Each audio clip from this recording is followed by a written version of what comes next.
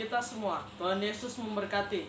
Pada hari ini saya akan mau membaca dan melanjutkan buku Bilangan pasal yang ke-9 dan pasal yang ke-10. Di pasal yang ke-9 ini, judul perikop yang pertama ialah ketetapan-ketetapan mengenai perayaan Paskah. Ayat yang pertama. Tuhan berfirman kepada Musa di padang gurun Sinai, pada bulan yang pertama tahun yang kedua sesudah mereka keluar dari tanah Mesir, orang Israel harus merayakan Paskah pada waktunya. Pada hari yang ke-14 bulan ini, pada waktu senja, haruslah kamu merayakannya pada waktu yang ditetapkan, menurut segala ketetapan dan peraturannya. Haruslah kamu merayakannya.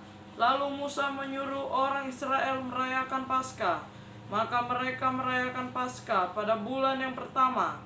Pada hari yang ke-14 bulan itu, pada waktu senja di padang gurun Sinai, tepat seperti yang diperintahkan Tuhan kepada Musa, demikianlah dilakukan orang Israel. Tetapi ada beberapa orang yang najis oleh karena mayat, sehingga tidak dapat merayakan Paskah pada hari itu. Mereka datang menghadap Musa dan Harun pada hari itu juga, lalu berkata kepadanya, "Sungguh pun kami najis oleh karena mayat. Dengan dasar apakah kami dicegah mempersembahkan persembahan bagi Tuhan di tengah-tengah orang Israel pada waktu yang ditetapkan?" Lalu jawab Musa kepada mereka, "Tunggulah dahulu, aku hendak mendengar apa yang akan diperintahkan Tuhan mengenai kamu." Lalu berfirmanlah Tuhan kepada Musa, "Katakanlah kepada orang Israel, apabila salah seorang di antara kamu atau keturunanmu najis oleh karena mayat, atau berada dalam perjalanan jauh, maka ia harus juga merayakan Paskah bagi Tuhan.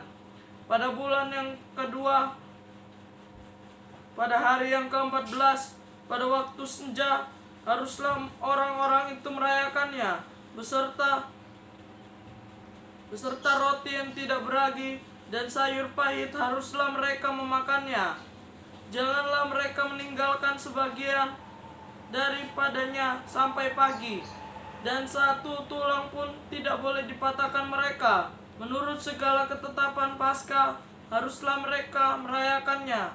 Sebaliknya orang yang tidak najis dan tidak dalam perjalanan tetapi lalai merayakan Paskah, orang itu harus dilenyapkan dari antara orang-orang sebangsanya, sebab ia tidak mempersembahkan persembahan yang kepada Tuhan pada waktunya. Orang itu akan menanggung akibat dosanya. Apabila seorang asing yang telah menetap kepadamu hendak merayakan Paskah bagi Tuhan, maka haruslah ia merayakannya menurut segala ketetapan dan peraturan Paskah. Salah satu ketetapan harus berlaku bagi kamu, baik bagi orang asing maupun baik bagi orang Israel asli. Perikop yang kedua dari pasal yang ke-9. Tiang awan memimpin perjalanan Israel. Ayat yang ke-15. Pada hari didirikan kemah suci, maka awan itu menutupi kemah suci, kemah hukum Allah. Dan pada waktu malam sampai pagi, awan itu ada di atas kemah suci, kelihatan seperti api. Demikianlah selalu terjadi, awan itu menutupi kemah dan pada waktu malam kelihatan seperti api. Dan setiap kali awan itu naik dari atas kemah, maka orang Israel pun berangkatlah dan di tempat awan itu diam. Di sanalah orang Israel berkemah. Atas titah Tuhan orang Israel berangkat, dan atas titah Tuhan juga mereka berkemah. Selama awan itu diam di atas kemah suci, mereka tetap berkemah. Apabila awan itu lama tinggal di atas kemah suci, maka orang Israel memelihara kewajibannya kepada Tuhan, dan tidaklah mereka berangkat. Ada kalanya awan itu hanya tinggal beberapa hari di atas kemah suci, maka atas titah Tuhan mereka berkemah, dan atas titah Tuhan juga mereka berangkat. ada kalanya awan itu tinggal dari petang sampai pagi. Ketika awan itu naik pada waktu pagi, mereka pun berangkatlah, baik pada waktu siang, baik pada waktu malam. Apabila awan itu naik, mereka pun berangkatlah. Beberapa lama pun juga awan itu diam di atas kemah suci, baik 2 hari, baik sebulan atau lebih lama. Maka orang Israel tetap berkemah dan tidak berangkat. Tetapi apabila awan itu naik, barulah mereka berangkat. Atas titah Tuhan mereka berkemah, dan atas titah Tuhan juga mereka berangkat. Mereka memelihara kewajibannya kepada Tuhan menurut titah Tuhan dengan perantaraan Musa. Pasal yang ke-10. Judul perikop yang pertama ialah semboyan Nafiri. Ayat yang pertama. Tuhan berfirman kepada Musa, buatlah 2 nafiri dari perak tempaan. Harus kau buat itu supaya dipergunakan untuk memanggil umat Israel dan untuk menyuruh laskar-laskarnya berangkat. Apabila kedua nafiri itu ditiup, segenap umat itu harus berkumpul kepadamu di depan pintu kemah pertemuan. Jikalau hanya satu saja ditiup, maka para pemimpin, para kepala pasukan Israel harus berkumpul kepadamu. Apabila kamu meniup tanda semboyan, maka haruslah berangkat laskar-laskar yang berkemah di sebelah timur. Apabila kamu meniup tanda semboyan kedua kalinya, maka haruslah berangkat laskar-laskar yang berkemah di sebelah selatan. Jadi tanda semboyan harus ditiup untuk menyuruh mereka berangkat. Tetapi untuk menyuruh jemaah itu berkumpul, kamu harus meniup saja tanpa memberi tanda semboyan. Nafiri-nafiri itu harus ditiup oleh anak-anak Imam Harun.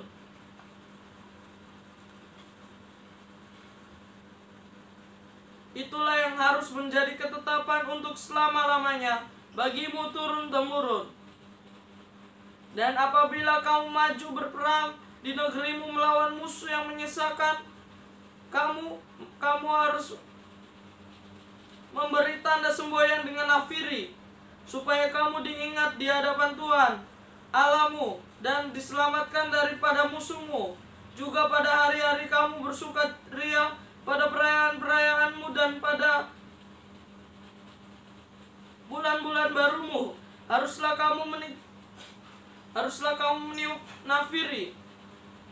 Haruslah kamu meniup nafiri itu pada waktu mempersembahkan korban bakaranmu dan korban keselamatanmu. Maksudnya supaya kamu diingat di hadapan Allahmu. Akulah Tuhan Allahmu.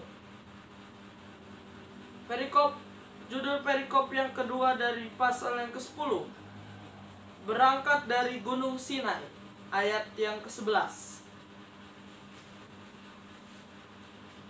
Pada tahun yang kedua, pada bulan yang kedua, pada tanggal 20 bulan itu, naiklah awan itu dari atas kemah suci. Naiklah awan itu dari atas kemah suci, tempat hukum Allah. Lalu berangkatlah orang Israel daripada gurun Sinai menurut aturan keberangkatan mereka. Kemudian dia melawan itu di padang gurun Paran. Itulah pertama kali mereka berangkat menurut titah Tuhan dengan perantaraan Musa. Terdahulu berangkatlah laskar yang dibawa panji-panji Bani Yehuda menurut pasukan mereka. Yang mengepalai laskar itu ialah Naason bin Aminadab. Yang mengepalai laskar suku Bani Isakar ialah Nathanael bin Zuar. Yang mengepalai laskar suku Bani Zebulon ialah Eliab bin Helon. Sesudah itu kemah suci dibongkar dan berangkatlah Bani Gerson dan Bani Merari yang mengangkat kemah suci itu. Kemudian berangkatlah laskar yang dibawa panji-panji Ruben menurut pasukan mereka. Yang mengepalai laskar itu ialah Elizur bin Syedur. Yang mengepalai laskar suku Bani Simeon ialah Selumiel bin Surizadai. Yang mengepalai laskar suku Bani Gad ialah Elsyafa. Eliasaf bin Reuel. Sesudah itu berangkatlah orang Kehat yang mengangkat barang-barang tempat kudus kemah suci sudah dipasang sebelum mereka datang. Kemudian berangkatlah laskar yang dibawa panji-panji Bani Efraim menurut pasukan mereka. Yang mengepalai laskar itu ialah Elisama bin Amihud. Yang mengepalai laskar suku Bani Manasye ialah Gamaliel bin Pedasur. Yang mengepalai laskar suku Bani Benyamin ialah Abidan bin Gedeoni. Sebagai barisan penutup semua laskar itu berangkatlah laskar yang dibawa panji-panji Bani Dan menurut pasukan mereka. Yang mengepalai laskar itu ialah Ahiezer bin Amisyadai. Yang mengepalai laskar suku Bani Asyer ialah Pagiel bin Okran. Yang mengepalai laskar suku Bani Naftali ialah Ahira bin Enan. Itulah aturan keberangkatan orang Israel menurut pasukan mereka ketika mereka berangkat. Lalu berkatalah Musa kepada Hobab, anak Reuel orang Midian, mertua Musa, kami berangkat ke tempat yang dimaksud Tuhan ketika ia berfirman, aku akan memberikannya kepadamu. Sebab itu ikutlah bersama-sama dengan kami, maka kami akan berbuat baik kepadamu. Sebab Tuhan telah menjanjikan yang baik tentang Israel. Tetapi jawabannya kepada Musa, aku tidak ikut, melainkan aku hendak pergi ke negeriku dan kepada sanak saudaraku. Kata Musa, janganlah kiranya tinggalkan kami, sebab engkaulah yang tahu bagaimana kami berkemah di padang gurun. Maka engkau dapat menjadi penunjuk jalan bagi kami. Jika engkau ikut bersama-sama dengan kami, maka kebaikan yang akan dilakukan Tuhan kepada kami akan kami lakukan juga kepadamu. Lalu berangkatlah mereka dari gunung Tuhan dan berjalan 3 hari perjalanan jauhnya.